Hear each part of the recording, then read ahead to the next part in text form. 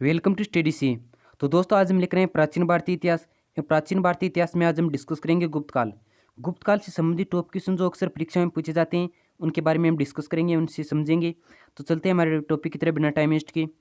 हमारा 1 नंबर का क्वेश्चन है कि गुप्त वंश का संस्थापक कौन था। हमारा क्वेश्चन क्या है कि गुप्त वंश का संस्थापक कौन था। तो इसका राइट आंसर होगा 1 नंबर श्रीगुप्त। ये गुप्त वंश के संस्थापक थे। अब हम आगे नेक्स्ट क्वेश्चन की तरफ बढ़ते हैं कि गुप्त राजवंश का वास्तविक संस्थापक किसे माना जाता है।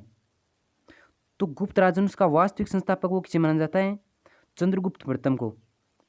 जबकि गुप्त वंश के पहले संस्थापक कौन थे, श्रीगुप्त थे एवं वास्तविक संस्थापक चंद्रगुप्त प्रथम थे। आगे नेक्स्ट क्वेश्चन चलते हैं कि गुप्त वंश का वह शासक जिसने महाराजा धीराज की उपाधि धारण की थी वो कौन थे। तो जिसने महाराजा धीराज की उपाधि धारण की थी वो थे चंद्रगुप्त प्रथम, जो गुप्त वंश के वास्तविक संस्थापक एवं शक्तिशाली राजा, प्रथम शक्तिशाली राजा माने जाते थे। इसका 2 नंबर आंसर राइट हो जाएगा, महाराजा धीराज की उपाधि चंद्रगुप्त प्रथम। नेक्स्ट है कि निम्नलिखित में से किसे कविराज भी कहा जाता है। तो कविराज की उपाधि किसे मिली थी। तो इसका राइट आंसर होगा 4 नंबर, समुद्रगुप्त को कविराज भी कहा जाता था। एवं समुद्रगुप्त थे वो संगीत के प्रेमी थे, इसलिए उन्हें कविराज कहा जाता था। नेक्स्ट क्वेश्चन की तरफ बढ़ते हैं। दोस्तों अगर इस वीडियो की पीडीएफ चाहिए तो डिस्क्रिप्शन में इसका लिंक दिया है, वहाँ से टेलीग्राम ग्रुप में ज्वाइन करके आप डाउनलोड कर सकते हो। कि गुप्त वंश ने किस अवधि में शासन किया था। तो गुप्त वंश ने 319 से 500 ईस्वी में शासन किया था। इसका 1 नंबर आंसर राइट हो जाएगा। आगे 6 नंबर के क्वेश्चन की तरफ बढ़ते हैं कि भारत का नेपोलियन किसे कहा जाता है। तो इसका राइट आंसर बताओ कि भारत का नेपोलियन किसे कहा जाता है। भारत का नेपोलियन है वो समुद्रगुप्त को कहा जाता है। इसका 4 नंबर आंसर राइट हो जाएगा। एम इस समुद्रगुप्त को अन्य किस नाम से भी जाना जाता है, कविराज के नाम से भी। ये संगीत के बहुत प्रेमी थे। आगे 7 नंबर का क्वेश्चन है कि निम्नलिखित में से किस गुप्त राजा का एक अन्य नाम देवगुप्त था। यानी कि किस राजा का एक अन्य नाम देवगुप्त था। तो चंद्रगुप्त द्वितीय को देवगुप्त के नाम से भी जाना जाता था। चंद्रगुप्त द्वितीय को और किस नाम से जाना जाता था, विक्रमादित्य। इन्होंने विक्रमादित्य की उपाधि धारण की थी। आगे क्वेश्चन की तरफ बढ़ते हैं। नेक्स्ट क्वेश्चन है कि प्रथम गुप्त शासक जिसने परम भागवत की उपाधि धारण की थी वह कौन था। तो परम भागवत की उपाधि धारण करने वाला प्रथम शासक कौन था, तो वह था समुद्रगुप्त। अब बात करते हैं समुद्रगुप्त की। तो समुद्रगुप्त ने और कौन कौन सी उपाधियां धारण की थी। इन्होंने कविराज भी कहा जाता है एवं भारत का नेपोलियन भी कहा जाता है। ये संगीत के प्रेमी थे। यह फैक्ट हमें मालूम होना चाहिए। नेक्स्ट है कि इलाहाबाद का अशोक स्तंभ किसके शासन के बारे में सूचना प्रदान करता है। तो इलाहाबाद का जो अशोक स्तंभ है वो समुद्रगुप्त के शासन के बारे में सूचना प्रदान करता है। इसका 4 नंबर आंसर राइट हो जाएगा। हम आगे नेक्स्ट क्वेश्चन की तरफ बढ़ते हैं कि प्रयाग प्रशस्ति किसके सैन्य अभियान के बारे में जानकारी देती है। तो जो प्रयाग प्रशस्ति हैं वो किसके सैन्य अभियान के बारे में जानकारी देती हैं, वो समुद्रगुप्त के सैन्य अभियान के बारे में जानकारी देती हैं। इसका 2 नंबर आंसर राइट हो जाएगा। नेक्स्ट क्वेश्चन की तरफ बढ़ते हैं। हमारा क्वेश्चन है कि दिल्ली की कुवत उल इस्लाम मस्जिद के प्रांगण में प्रसिद्ध लोह स्तंभ किसकी स्मृति में बनाया गया है। तो इसका राइट आंसर होगा चंद्र। जो दिल्ली की कुवत उल इस्लाम मस्जिद है उसके प्रांगण में जो लोह स्तंभ बना हुआ है वो चंद्र की स्मृति में बनाया गया है। ये SSC CHSL 2017 में पूछा गया क्वेश्चन है, जिसके रिपीट होने के चांस बहुत अधिक हैं। हमारा 12 नंबर का क्वेश्चन है कि कौन सा राजवंश हूणों के आक्रमण से अत्यंत विचलित हुआ था। तो इसका राइट आंसर बताओ कि कौन सा राजवंश था जिसके काल में हूणों का आक्रमण हुआ था एवं वो ध्वस्त हुए थे। तो गुप्त राजवंश था। गुप्त राजवंश के काल में हूणों ने भारत पर आक्रमण किया था एवं किसके समय किया था, स्कंदगुप्त के समय किया था। नेक्स्ट आगे क्वेश्चन की तरफ बढ़ते हैं कि हूणों ने भारत पर आक्रमण किया था किसके काल, शासन काल में किया था। अभी भी मैंने पिछले वाले क्वेश्चन में बताया, इसका राइट आंसर बताओ। तो जो हूणों का आक्रमण भारत पर हुआ था वो गुप्त काल में हुआ था। एवं गुप्त काल में किसके शासन काल में, स्कंदगुप्त के शासन काल में। इसका 3 नंबर आंसर राइट होगा। अब हम आगे नेक्स्ट क्वेश्चन की तरफ बढ़ते हैं कि निम्नलिखित में से किस गुप्त शासक ने हूणों पर विजय प्राप्त की थी। तो स्कंदगुप्त ने हुणों को हराकर उन पर विजय प्राप्त की थी। इसका 3 नंबर आंसर राइट होगा। अब हम आगे क्वेश्चनों की तरफ बढ़ते हैं कि शक विजेता किसे माना जाता है। तो इसका राइट आंसर बताओ कि शक विजेता किसे कहा जाता है। तो चंद्रगुप्त द्वितीय ने शकों पर विजय प्राप्त की थी, इस कारण उन्हें शक विजेता के नाम से जाना जाता है। इन चंद्रगुप्त द्वितीय को और किस नाम से भी जाना जाता है। एक तो देवगुप्त कहते हैं, इन चंद्रगुप्त द्वितीय को विक्रमादित्य के नाम से भी जाना जाता है। यह हमें मालूम होना चाहिए। नेक्स्ट क्वेश्चन है कि गुप्त काल में उत्तर भारतीय व्यापार निम्नलिखित में से किस एक पतन से संचालित होता था। यानी कि उत्तर भारतीय व्यापार था वो गुप्त काल में किस स्थान से संचालित होता था। वो ताम्रलिप्ति से संचालित होता था। इसका 1 नंबर आंसर राइट हो जाएगा। ये SSC MTS 2017 में पूछा गया क्वेश्चन है, बहुत ही मोस्ट इंपोर्टेंट क्वेश्चन है, ध्यान में रखना इसको। ताम्रलिप्ति इसका राइट आंसर होगा। नेक्स्ट क्वेश्चन है कि निम्नलिखित में से कौन गुप्त काल में अपनी आयुर्विज्ञान विषयक रचना के लिए जाना जाता है। तो इसका राइट आंसर बताओ कि गुप्त काल में कौन था वो अपनी आयुर्विज्ञान,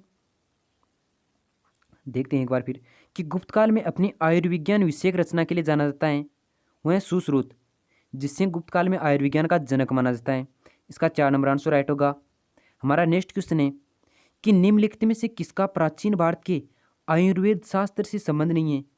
कि इनमें से वह कौन सा व्यक्ति है जिसका संबंध आयुर्वेद शास्त्र से नहीं है। तो इसका राइट आंसर होगा भास्कराचार्य। धन्वंतरी, चरक एवं सुश्रुत हैं वो आयुर्वेद से संबंधित हैं, जबकि भास्कराचार्य हैं वो आयुर्वेद से संबंधित नहीं है। इसका 3 नंबर आंसर राइट होगा। नेक्स्ट क्वेश्चन की तरफ चलते हैं कि चंद्रगुप्त के 9 रत्नों में से निम्न में से किसे फलित ज्योतिष के नाम से जाना जाता था। कि चंद्रगुप्त द्वितीय थे, उनके दरबार में 9 रत्न थे, उनमें से फलित ज्योतिष से संबंधित कौन सा था, यानी कि फलित ज्योतिष का काम कौन करता था। तो इसका राइट आंसर होगा क्षपणक। क्षपणक को फलित ज्योतिष माना जाता था, जो चंद्रगुप्त द्वितीय के राज दरबार में रहते थे। नेक्स्ट है कि कालिदास किसके शासनकाल में आए। कि कालिदास किसके शासनकाल में थे। तो कालिदास थे वो चंद्रगुप्त द्वितीय के शासनकाल में थे। वो चंद्रगुप्त द्वितीय के 9 रत्नों में से एक थे, उनमें क्षपणक भी थे। नेक्स्ट क्वेश्चन है एवं धन्वंतरी भी कालिदास की समकालीन ही थे। कि अधोलिखित में से गुप्तकालीन स्वर्ण मुद्रा कौन सी है। तो निम्नलिखित में से गुप्तकालीन स्वर्ण मुद्रा को क्या कहते थे। तो गुप्त काल में जो स्वर्ण मुद्रा थी उसको दिनार के नाम से जाना जाता था। इसका 3 नंबर आंसर राइट होगा। हमारा 22 नंबर का क्वेश्चन है कि गुप्तकालीन रजत मुद्राओं को क्या नाम दिया गया था। तो जो गुप्त काल में रजत मुद्राएं चलाई गई थी उनको किस नाम से जाना जाता था। तो उनको रूपक नाम से जाना जाता था, जबकि स्वर्ण मुद्राओं को दिनार के नाम से जाना जाता था। इसका 2 नंबर आंसर राइट हो जाएगा, रूपक। रजत का तात्पर्य है चांदी से, यानी कि चांदी की मुद्राओं को तो रूपक एवं सोने की मुद्राओं को दिनार कहा जाता था। नेक्स्ट 23 नंबर के क्वेश्चन की तरफ बढ़ते हैं कि निम्नलिखित में से किस गुप्त शासक ने सर्वप्रथम सिक्के जारी किए थे। तो इसका राइट आंसर बताओ कि वह कौन सा गुप्त शासक था जिसने सर्वप्रथम सिक्के जारी किए थे। तो चंद्रगुप्त प्रथम ने सर्वप्रथम सिक्के जारी किए थे। इसका 1 नंबर आंसर राइट हो जाएगा। हमारा 24 नंबर का क्वेश्चन बहुत ही मोस्ट इंपोर्टेंट है कि गुप्त काल में लिखित संस्कृत नाटकों में स्त्री और शूद्र कौन सी भाषा बोलते थे। कि गुप्त काल में जो नाटक लिखे गए थे संस्कृत के, उनमें स्त्री एवं शूद्र का रूप जो होता था वो कौन सी भाषा बोलते थे। तो बोलते थे प्राकृत भाषा। इसका 3 नंबर आंसर राइट होगा। अब हम 25 नंबर के क्वेश्चन की तरफ बढ़ते हैं कि बाल विवाह की प्रथा आरंभ हुई थी, किस काल में प्रारंभ हुई थी बाल विवाह की प्रथा। तो जो बाल विवाह की प्रथा है वो कुषाण काल में ही प्रारंभ हो गई थी। इसका 2 नंबर आंसर राइट हो जाएगा। नेक्स्ट क्वेश्चन की बात करते हैं कि सती प्रथा का प्रथम अभिलेख साक्ष्य कहाँ से प्राप्त हुआ है। दोस्तों सती प्रथा का प्रथम अभिलेखिक साक्ष्य है वो किस अभिलेख से प्राप्त हुआ है। तो एरण अभिलेख से प्राप्त हुआ है। इसका 1 नंबर आंसर राइट हो जाएगा। ये भानुगुप्त का एरण अभिलेख है, उससे सती प्रथा का प्रथम अभिलेख प्राप्त होता है। अब हम आगे नेक्स्ट क्वेश्चन की तरफ बढ़ते हैं। बहुत ही मोस्ट इंपोर्टेंट क्वेश्चन था ये कि गुप्त संवत की स्थापना किसने की थी। तो एक गुप्त काल में एक गुप्त संवत चलाई गई थी, उसकी स्थापना इनमें से किसने की थी। तो गुप्त संवत की स्थापना है वो चंद्रगुप्त प्रथम ने की थी। इसका 1 नंबर आंसर राइट हो जाएगा। इन चंद्रगुप्त प्रथम ने कौन सी उपाधि धारण की थी दोस्तों, महाराजा धीराज की। जबकि समुद्रगुप्त ने कविराज, नेक्स्ट क्वेश्चन की तरफ बढ़ते हैं, एवं परम भागवत एवं कविराज, ये दोनों समुद्रगुप्त की उपाधियां थी। समुद्रगुप्त को भारत का नेपोलियन भी कहा जाता है। नेक्स्ट क्वेश्चन है कि नगरों का क्रमिक पतन किस काल की महत्वपूर्ण विशेषता थी? तो नगरों का क्रमिक पतन है वो किस काल की महत्वपूर्ण विशेषता थी? तो ये गुप्त काल की एक महत्वपूर्ण विशेषता थी। एक और विशेषता थी गुप्त काल की, इनकी सांस्कृतिक उपलब्धियों के कारण ही गुप्त काल को स्वर्ण काल के नाम से भी जाना जाता था। नेक्स्ट क्वेश्चन है कि किस शासक ने मंदिरों एवं ब्राह्मणों को सबसे अधिक ग्राम अनुदान में दिया था? तो वह कौन सा वंश था जिसने मंदिरों एवं ब्राह्मणों को सबसे अधिक ग्राम अनुदान में दिए थे? तो वह था गुप्त वंश। इसका 1 नंबर आंसर राइट हो जाएगा। अब हम आगे क्वेश्चनों की तरफ बढ़ते हैं। सभी क्वेश्चन बहुत ही मोस्ट इंपॉर्टेंट हैं। पीडीएफ का लिंक आपको डिस्क्रिप्शन में मिल जाएगा, इसकी टेंशन मत लेना आप। कि प्राचीन भारत में किस वंश का शासनकाल स्वर्णयुग कहा जाता है? ये तो मैंने अभी भी बताया है।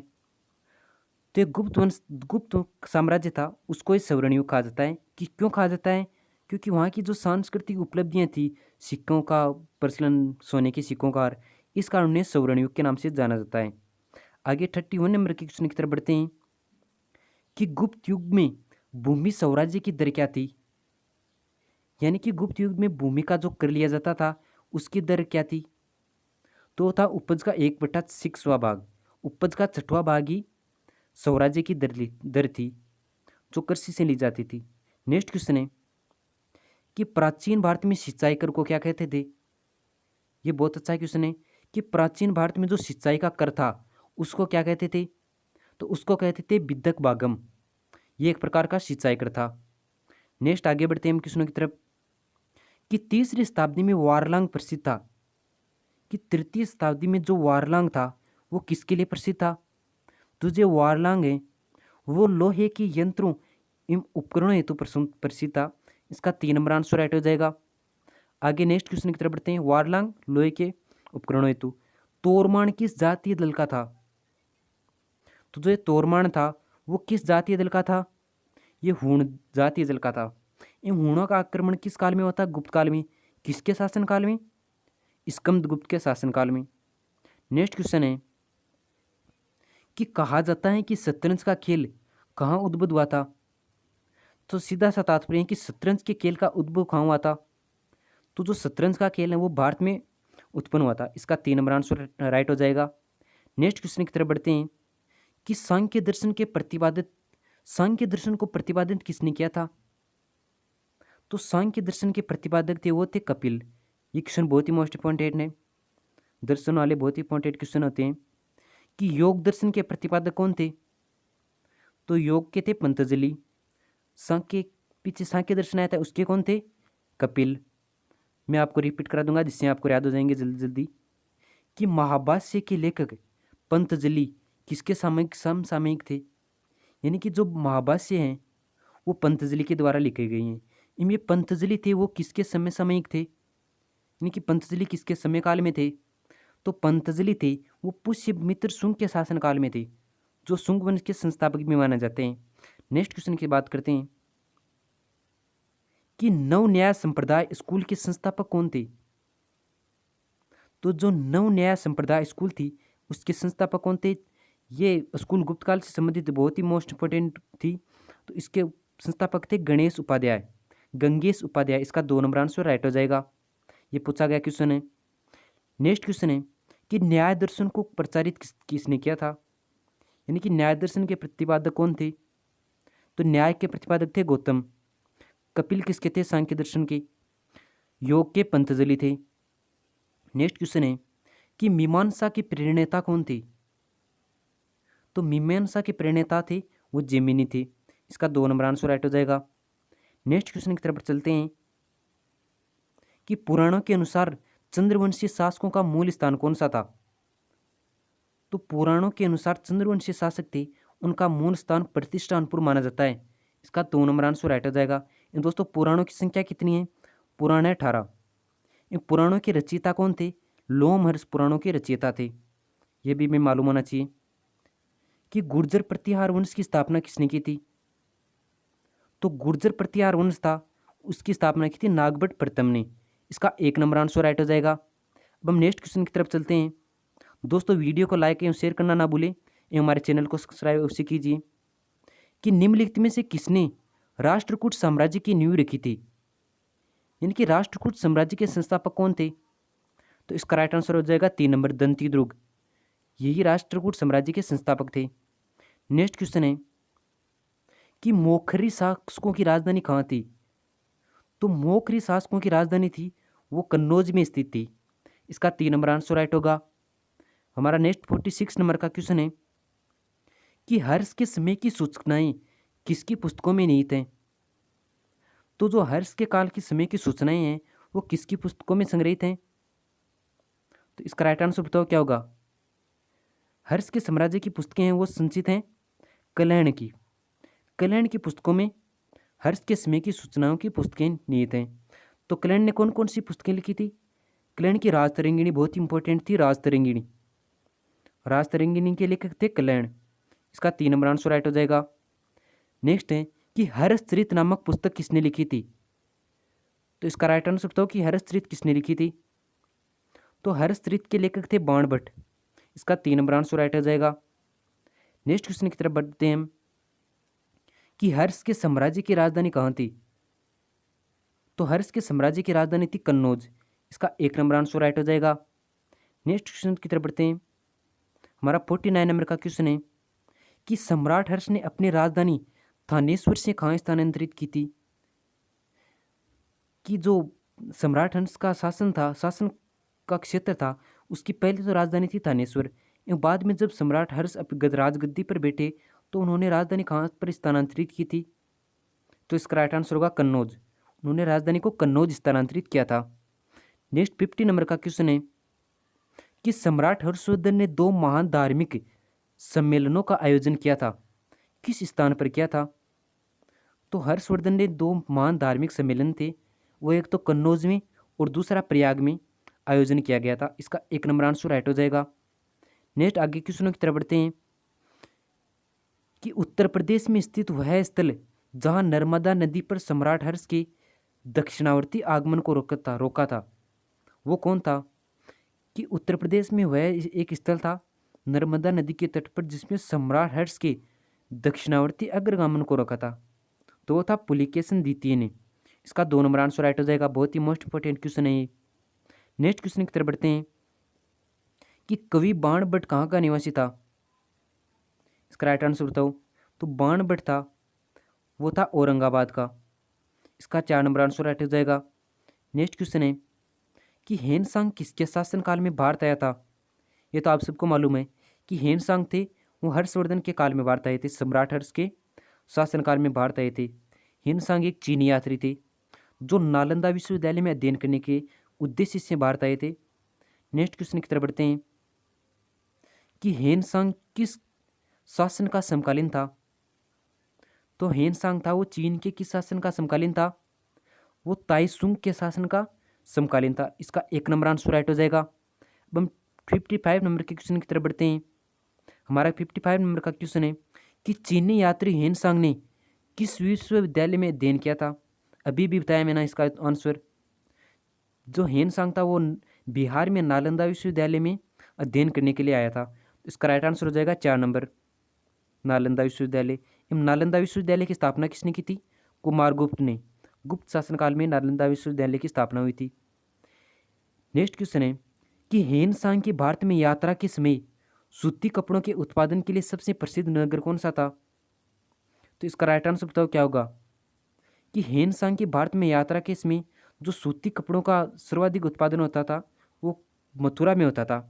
इसका 1 नंबर आंसर राइट हो जाएगा। ये ऑर्डिनेंस फैक्ट्री 2017 में पूछा गया क्वेश्चन है। नेक्स्ट क्वेश्चन की तरफ बढ़ते हैं कि कोशेय शब्द का प्रयोग किया जाता था, किसके लिए किया जाता था? जो एक कोशेय शब्द है उसका प्रयोग किसके लिए किया जाता था? रेशम के लिए कोशेय शब्द का प्रयोग किया जाता था। इसका 3 नंबर आंसर राइट हो जाएगा।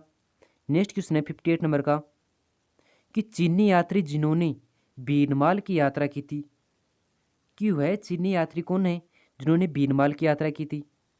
तो इसका राइट आंसर होगा 2 नंबर। हेनसांग ने बीनमाल की यात्रा की थी। हेनसांग नालंदा विश्वविद्यालय में अध्ययन करने आया था एवं किसका समकालीन था? ताइसुंग का समकालीन था। नेक्स्ट क्वेश्चन है कि नालंदा विश्वविद्यालय के विनाश का क्या कारण था। ये बहुत बार पूछा जा चुका है परीक्षाओं में। तो नालंदा विश्वविद्यालय के विनाश का कारण था मुसलमान। मुसलमानों के कारण ही नालंदा विश्वविद्यालय का विनाश हो गया था। ये एसएससी में पूछा गया क्वेश्चन है, बहुत बार रिपीट हो चुका है। इन नालंदा विश्वविद्यालय की स्थापना किसने की थी? कुमारगुप्त ने। नेक्स्ट क्वेश्चन है, ये कहाँ स्थित है? बिहार में स्थित है। कि भारत में सबसे प्राचीन विहार कौन सा है? तो भारत में सबसे प्राचीन विहार है वो है नालंदा विहार। इसका 1 नंबर आंसर राइट हो जाएगा। अब हम आगे 69 नंबर के क्वेश्चन की तरफ बढ़ते हैं कि नालंदा कहाँ स्थित है। इसका तो आपको मालूम है, नालंदा बिहार में स्थित है। इसका 1 नंबर आंसर राइट हो जाएगा।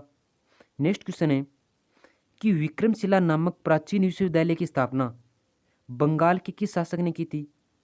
तो जो विक्रमशिला विश्वविद्यालय था उसकी स्थापना की थी पाल वंश ने। पाल वंश में हुई थी। वो कौन था? धर्मपाल ने। धर्मपाल ने ही विक्रमशिला विश्वविद्यालय की स्थापना की थी। नेक्स्ट क्वेश्चन की तरफ बढ़ते हैं कि गुप्तोत्तर युग में प्रमुख व्यापारिक केंद्र कौन सा था? तो प्रमुख व्यापारिक केंद्र था कन्नौज। इसका 1 नंबर आंसर राइट हो जाएगा। अब हम आगे नेक्स्ट क्वेश्चन की तरफ बढ़ते हैं कि भारत का नेपोलियन किसे कहा जाता है। ये क्वेश्चन मैं आपको बता चुका हूँ। तो भारत का नेपोलियन है वो समुद्रगुप्त को कहा जाता है। इन समुद्रगुप्त को और कौन सी उपाधि मिली थी?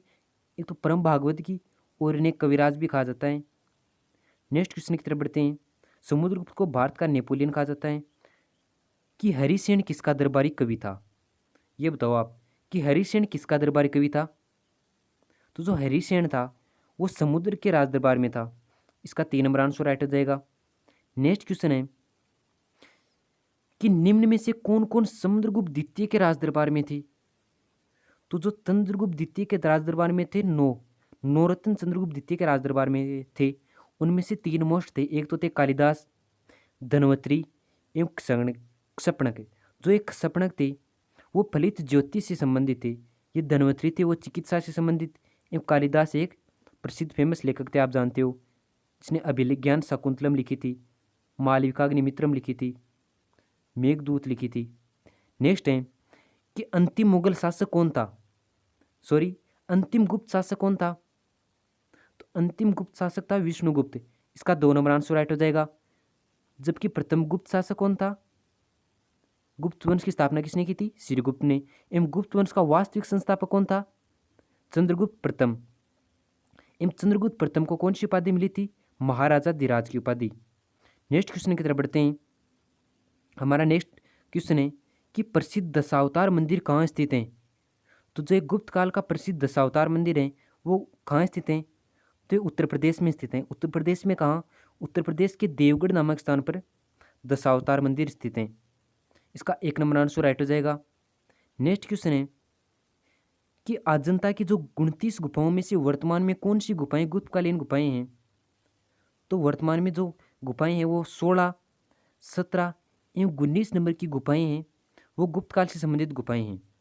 तो जो 16 नंबर की गुफाएं हैं उसमें मरणासन राजकुमारी का चित्रण किया गया है। जबकि 17 नंबर की गुफा है वो है बुद्ध से संबंधित चित्रकला, यानी कि बुद्ध के जन्म, मृत्यु, गृह त्याग, इनसे संबंधित घटनाओं का चित्रण गुफा नंबर संख्या 17 में किया गया है। तो इसका राइट आंसर क्या होगा? तो गुप्तकालीन गुफाएं कौन कौन सी हैं? 16 एवं 17। इसका 4 नंबर आंसर राइट हो जाएगा। एवं 19 भी है। नेक्स्ट क्वेश्चन है कि गुप्तकाल में निर्मित बाघ की गुफा कहाँ स्थित है? तो इसका राइट आंसर बताओ कि बाघ की गुफा कहाँ स्थित है? तो मध्य प्रदेश में स्थित है। इसका 2 नंबर आंसर राइट हो जाएगा। बाघ की गुफा मध्य प्रदेश में। नेक्स्ट क्वेश्चन की तरफ चलते हैं। अजंता की गुफाएं कहाँ स्थित है? महाराष्ट्र में, अजंता एवं एलोरा। प्रथम भारतीय शासक जिसका अनुवाद, प्रथम भारतीय रचना जिसका अनुवाद यूरोपीय भाषाओं में हुआ था, वह कौन सी रचना है? तो जो अभिज्ञान शाकुंतलम है इसका अनुवाद ये प्रथम भारतीय रचना थी जिसका अनुवाद यूरोपीय भाषाओं में हुआ था। इसका 3 नंबर आंसर राइट हो जाएगा। एवं अभिज्ञान शाकुंतलम किसके द्वारा लिखी गई थी? कालिदास के द्वारा लिखी गई थी। राजतरंगिणी कल्याण के द्वारा लिखी गई थी। इसका 3 नंबर आंसर राइट हो जाएगा। अभिज्ञान शाकुंतलम कालिदास के द्वारा रचित थी।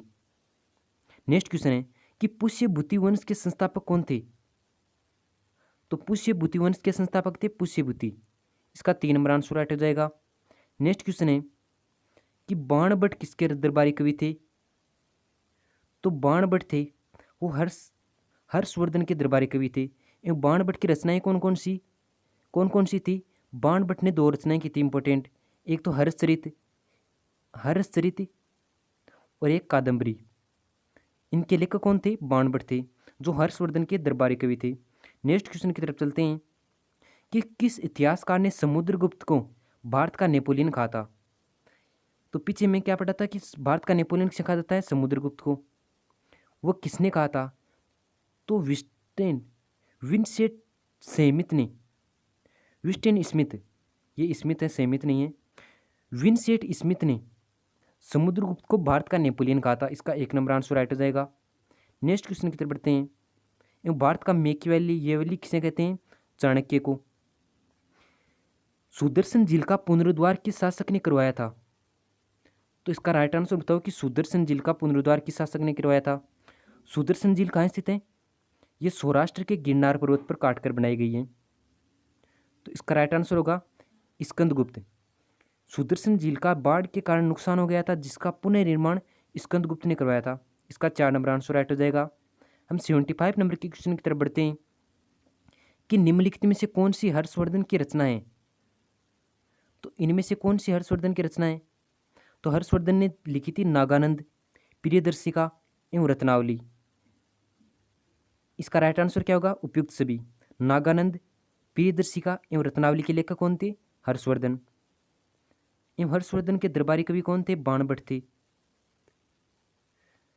हर्षवर्धन के शासनकाल में कौन सा चीनी यात्री आया था? ह्वेनसांग आया था। निम्नलिखित में से किस अभिलेख में कवि कालिदास का नाम मिलता है? तो कालिदास का नाम है वो किस अभिलेख में मिलता है? तो पुलिकेशन द्वितीय का एक अभिलेख था, ऐहोल अभिलेख, जिसमें कालिदास का वर्णन मिलता है। इसका 3 नंबर आंसर राइट होगा। नेक्स्ट क्वेश्चन की तरफ बढ़ते हैं। ऐहोल अभिलेख किसका था? पुलिकेशन द्वितीय का। कि निम्नलिखित में से किसको सिक्कों पर उसकी वीणा बजाते हुए प्रदर्शित किया गया था? यानी कि किसकी आकृति उसी के शासनकाल में उनको वीणा बजाते हुए प्रदर्शित किया गया था? तो वो थे समुद्रगुप्त। इसका 3 नंबर आंसर राइट होगा। समुद्रगुप्त को किसकी उपाधि मिली थी? परम भागवत कविराज की एवं भारत का नेपोलियन। नेक्स्ट क्वेश्चन है चंद्रगुप्त प्रथम को महाराजा धीराज। निम्नलिखित विषय नालंदा यानी निम्नलिखित में से नालंदा का दूसरा नाम क्या था? ये विषय नहीं है यहाँ पर। कि निम्नलिखित में से नालंदा का दूसरा नाम क्या था? तो नालंदा का दूसरा नाम था वो था मृगशिखवन। इसका 2 नंबर आंसर राइट होगा। बहुत ही मोस्ट इंपॉर्टेंट क्वेश्चन है। मृगशिखवन था नालंदा का दूसरा नाम। हमारा नेक्स्ट क्वेश्चन है कि भीतरगांव का मंदिर कहाँ स्थित है? तो भीतरगांव का मंदिर है वो कानपुर में स्थित है, जबकि दशावतार मंदिर था वो कहाँ स्थित था? देवगढ़। हमारा नेक्स्ट क्वेश्चन बहुत ही इंपॉर्टेंट है कि सर्वप्रथम किसने कहा था कि पृथ्वी अपनी दूरी पर घूमती हुई सूर्य के चारों ओर चक्कर लगाती है? ये किसका कथन था? कि पहले अनुमान लगा लिया गया था कि पृथ्वी अपनी दूरी पर घूमती हुई सूर्य के चारों ओर चक्कर लगाती हैं। यह गुप्त काल में पता लगा लिया गया था। तो किसने कहा था? आर्यभट्ट ने। यह आर्यभट्ट ने कहा था। इसका 3 नंबर आंसर राइट हो जाएगा। नेक्स्ट क्वेश्चन है सुमेलित कीजिए। ये इधर तो भक्तिकालीन संत दिए हुए हैं और इधर इनका प्रतिपादित सिद्धांत दिया हुए हैं। तो अद्वैतवाद के जनक कौन थे? अद्वैतवाद के जनक थे शंकराचार्य। इन विशिष्टाद्वैतवाद के जनक रामानुजाचार्य। शुद्धाद्वैतवाद के जनक वल्लभाचार्य। द्वैताद्वैतवाद के जनक निम्बकाचार्य। ये सभी बहुत ही मोस्ट इंपॉर्टेंट है। इनको एक बार पीछे देखते हैं। इनको राइट कर लेना कॉपी में, जिससे कि आपको अच्छी तरह से याद हो जाए। अक्सर परीक्षा में पूछे जाते हैं कि अद्वैतवाद के जनक थे शंकराचार्य, विशिष्टाद्वैतवाद के थे रामानुजाचार्य, शुद्धाद्वैत के वल्लभाचार्य, द्वैताद्वैत के निम्बकाचार्य। दोस्तों, अगर हमारा वीडियो अच्छा लगे तो लाइक करना या शेयर करना ना भूलें। इस चैनल को सब्सक्राइब अवश्य कीजिए। थैंक्स।